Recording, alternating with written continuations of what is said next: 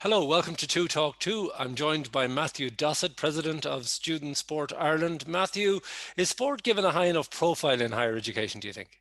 Yes, I think we're getting there, Jim. I think good strides have been made over the past 10, 15 years as universities have created professional departments for sport and invested in facilities. There's plenty of work for myself and others to do within the sector as we emerge from the impacts of the pandemic. Externally, I think we'd like to see a greater role for HE sport in supporting national physical activity and high performance plans.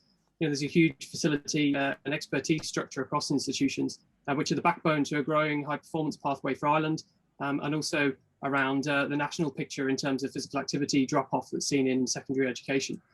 So in looking then at sport in higher education, what's the biggest change you'd like to see?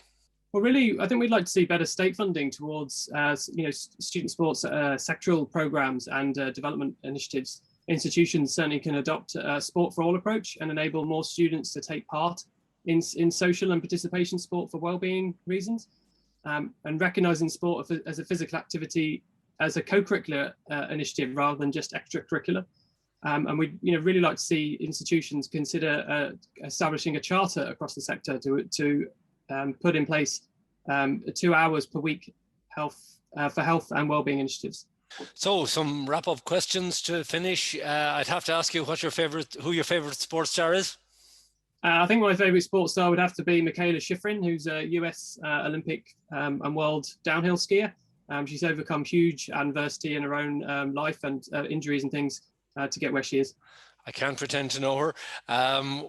What do you do when you're not playing or indeed watching sport? I think when I'm not talking or playing sport, which is a lot less these days, I'd probably be reading about sport or certainly thinking about it and looking at leadership and other sport areas in some books that I'm hoping to read. And finally, your motto for life, Matthew?